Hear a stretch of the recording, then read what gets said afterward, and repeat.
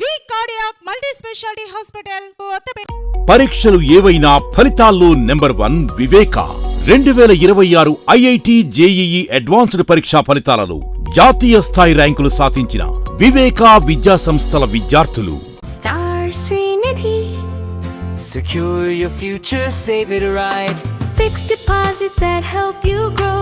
Gold loans when you need cash flow. Easily replicate your gold loan. Buy and sell your gold. Star Srinidhi, your trusted support since 2020. Tenali పట్టణం మధ్య గుండా ప్రవహించే 3 ప్రధాన కాలువలను కాపాడుకుందాం. ప్రజలు తమ చెత్తా చెదారాన్ని దయచేసి పంట కాలువల్లో వేయొద్దని కోరారు రాష్ట్ర పౌర సరఫరాల శాఖ మంత్రి నాదెళ్ల మనోహర్. 2.7 కిలోమీటర్ల మేర పంట కాలువలను శుభ్రం చేసే పనులను పరిశీలించారు మంత్రి మనోహర్. ఇరిగేషన్, మున్సిపాలిటీ సంయుక్తంగా 6 జేసీబీలను తెచ్చి 10 ట్రాక్టర్లను రంగంలోకి దింపి పంట కాలువల్లో ఉన్న చెత్తా చెదారాన్ని తొలగించి తరలిస్తున్నారు. సుమారు వారం రోజుల్లో తెనాలి విఎస్ఆర్ కాలేజీ నుండి వైకుంఠపురం ఆలయం వరకు శుభ్రం చేయనున్నారు. ఇరిగేషన్ నుండి 37 లక్షల రూపాయలు, మున్సిపాలిటీ నుండి 6 లక్షల రూపాయలు ఖర్చు చేయనున్నారు. పంట కాలువలోకి ఒరిగి ఉన్న చెట్ల కొమ్మలను తొలగిస్తున్నారు.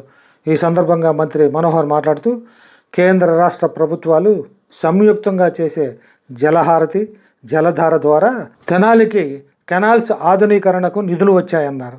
తెనాలికి వచ్చిన 80 లక్షల రూపాయలతో పట్టణంలో ఉన్న చెరువులు, కాలువలు మరమ్మతుల కోసం ఖర్చు చేయనున్నట్లు తెలిపారు. తెనాలి పట్టణంలోని ప్రజలు వ్యర్థాలను పంట కాలువల్లో వేయొద్దని కోరారు. ఒక బాధ్యతతో ప్రజలు పంట కాలువలను పాడు చేయొద్దని మంత్రి కోరారు.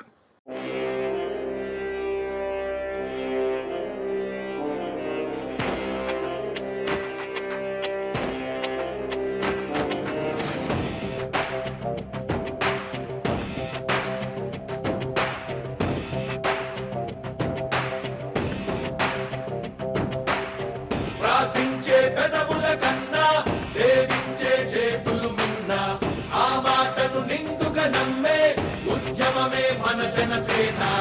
తెనాలి నగరంలో ప్రధానంగా 3 కాలువలు, తూర్పు కాలువ, నిజాంపట్నం, అదేవిధంగా వెస్ట్ కెనాల్ 3 కూడా ఎప్పటికప్పుడు మనం మెయింటెనెన్స్ చేసుకోకపోతే దిగువ ప్రాంతాల్లో ఉన్న రైతాంగానికి అనేక ఇబ్బందులు, అదేవిధంగా పారిశుద్ధ్యం గురించి పూర్తిగా అవగాహన లేక చాలామంది తీసుకొచ్చి వ్యర్థాలన్నీ కూడా ప్రధానమైన కాలువలో వదిలేస్తున్నప్పుడు మున్సిపాలిటీ నుంచి మనం ఈ బాధ్యత తీసుకోవాలని 2 సంవత్సరాల క్రితం ఇదే రోజున మొట్టమొదటిసారి అప్పుడు నేను శాసనసభ్యుడికి ఎన్నికైన తర్వాత ఒక కార్యక్రమం మొదలుపెట్టాం.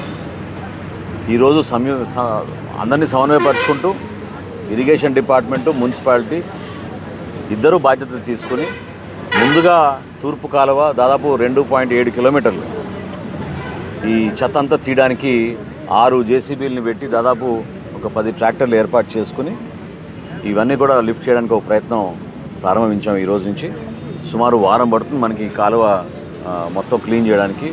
ఎందుకంటే విఎస్ఆర్ కాలేజ్ దగ్గర నుంచి వైకుంఠపురం ఆలయం వరకు ముందు ఈ కాలువ పూర్తి చేసిన తర్వాత దాని తర్వాత నిజాంపట్నం కాలువ కూడా టేకప్ చేస్తాం.